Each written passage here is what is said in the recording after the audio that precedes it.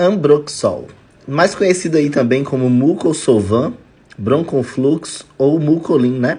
É um medicamento com efeito expectorante, age diminuindo a quantidade de secreções presentes aí no sistema respiratório, né? Diminuindo aí a congestão nasal e também facilitando a respiração.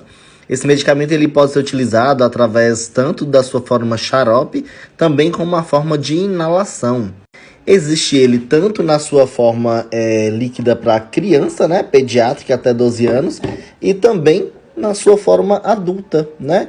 Muito cuidado que esse xarope ele tem açúcar, né? Contém açúcar, mas alguns aí vocês podem encontrar no mercado sem açúcar, que pode ser utilizado por diabéticos, sendo que adultos podem usar aí 3 vezes ao dia 10 ml e quando é infantil pode-se utilizar até 5 ml 2 vezes ao dia, tá bom?